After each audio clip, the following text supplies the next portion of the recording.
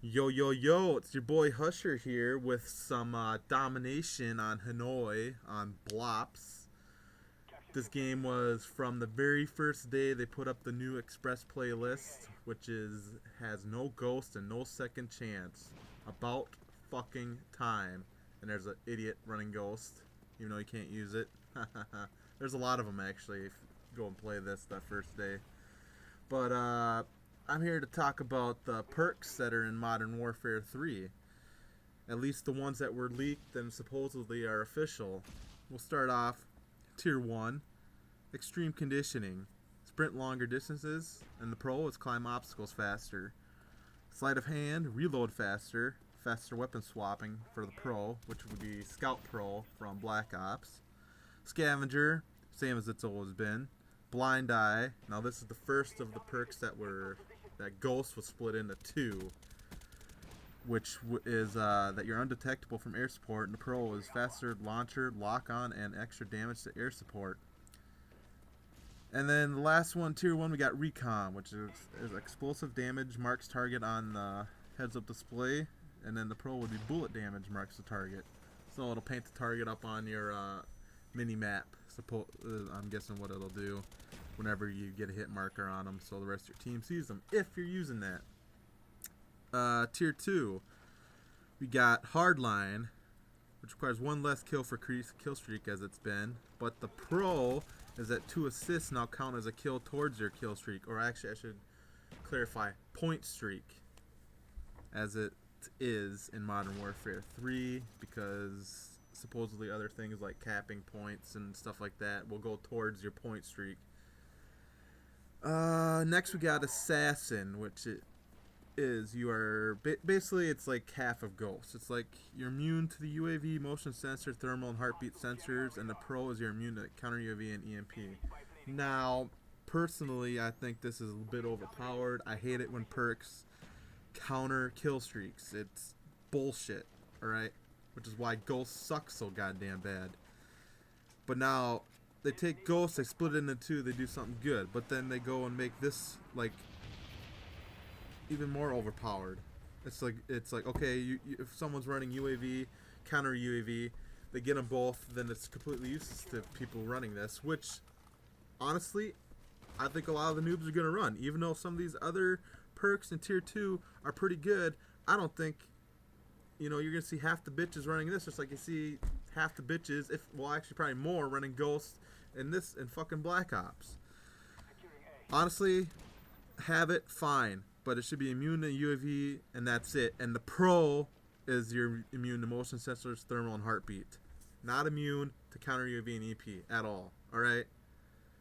Because counter UAV right against Ghost bitches is one of the only good things you can get against them other than a Blackbird. At least take their mini-map away if you're going to be running that shit. But anyway, we'll continue. Next one, Tier 2, we got Overkill, which is back from COD 4, which means you get to carry 2 primary weapons. And the Pro ability is that your second primary can have 2 attachments. Now what this tells me, and probably tells everyone else who has played COD enough and has got any common sense, is that your primary weapon is going to have 2 attachments no matter what. Meaning, there's no bling, no warlord, nothing like that. So you can automatically have a red dot and a silencer, red dot and extended mags, red dot and hopefully dual mags come back in this game, because that's probably my favorite attachment from Black Ops. But anyway, next in Tier 2 we got Quick Draw, which is faster aim down sights, which is basically the Pro Sleight of Hand Pro. That's been the last 2 games. So Sleight of Hand was basically split up too, because that isn't a very powerful perk, but it's not like overpowered. It's something that it's good. No one sees it as overpowered like Ghost, And the Pro for that is that you switch between your grenades and equipment and stuff faster, I guess, or something of that nature. Or you switch to and from them, and you put them down quicker, you throw them faster. It's kind of like how it is, I'm gonna assume, if you got Scout Pro and Black Ops. Like if you pop out your Claymore, it comes out really fast and you set it fast, or stuff like that. And the very last one And tier 2 is Blast Shield, which is what I honestly would be probably running a lot along with Hardline and Quick Draw, which is basically combining two very good perks from Black Ops into one, which is your Flak Jacket, which is your main one. You're immune to most explosives, or I shouldn't say immune, you're take less explosive damage. And then the Pro is you're more immune to stuns and flashes, just like Tac Mask Pro in Black Ops, which I love using those two together, you know, in the when you're trying, you know, got your try hard pants on. Good. They're very good. So I like that one a lot. And then we go to tier 3. Sit Rep is back, which your enemy equipment is visible, much like Hacker and Black Ops, or Sit Rep before, obviously. Or also, let's see, like Bomb Squad, I believe it was, World at War, maybe in COD 4 too. Anyway, you could see your enemy equipment. And then the Pro is that enemy footsteps are louder. So it's kind of like Ninja Pro in Black Ops, which isn't very good because sound sucks in Black Ops. Unlike in Modern Warfare 2, you can hear like fucking everyone from a mile away, which is awesome, especially when you got a headset on. Next we got Dead Silence, which is coming back from COD 4 instead of Ninja, even though it is Ninja basically, because your footsteps are silent. But the Pro is no fall damage, much like Lightweight Pro in Black Ops, or Commando, which is not back, thank God, in Modern Warfare 2. Next one, we got a new one called Stalker. You got faster movement when you're aiming down sight. And the Pro is, there's a delay on Claymores. So I'm assuming it's basically kind of like taking elements of Lightweight. Next we got Marksman, which is basically the sniper perk. You can ID target from range.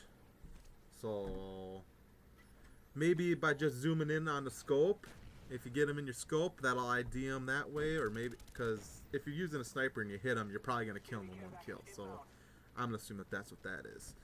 And the Pro is longer breath hold on scoped weapons, like your snipers, which that's the only thing I'd think it would be. And the very last perk we got is Steady Aim, which is just like it's always been, basically increased hipfire accuracy in the Pro.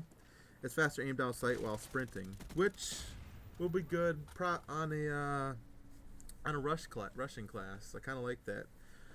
So looking at this list, I can already see the bitch shit. You're gonna have little bitches, all the little fucking whore asshole bitches that right now are running Ghost, Sleight of Hand Ninja.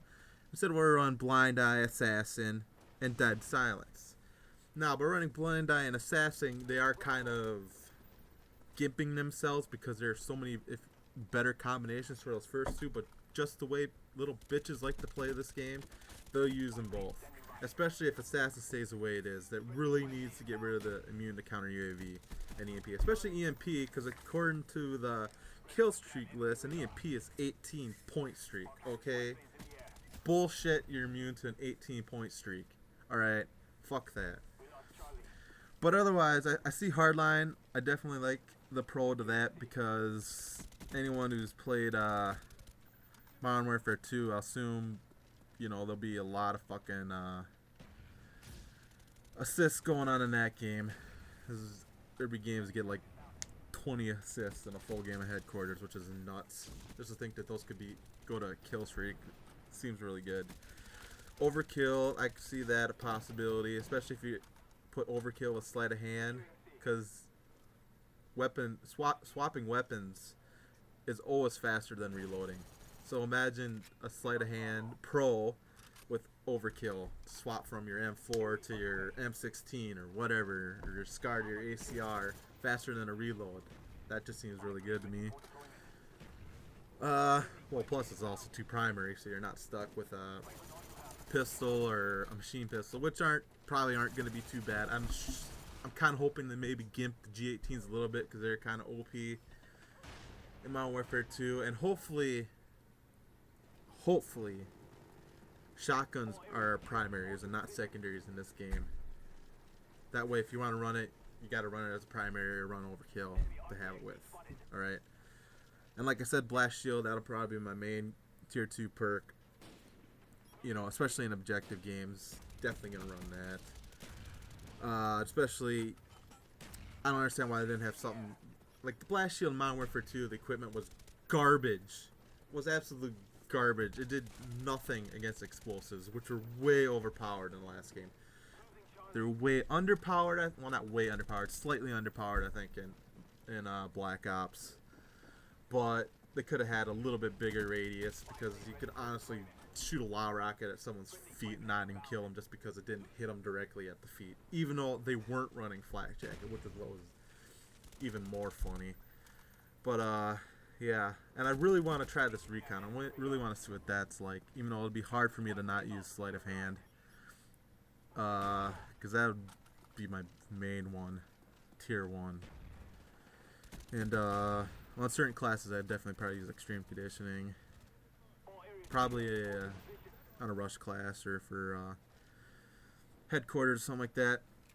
But anyway, to come to the end of the game here, if you've been watching, it was a really, really close game. We were actually way behind. And we caught up, which was pretty epic. I got one Blackbird during the match. I ended up getting one here, like here right at the end. It's really close. We have to cap this if we want to win. And boom, we get the last point right there. Well, the game's about to end. I just want to say thanks for watching. And yeah, 31-8-6. Peace.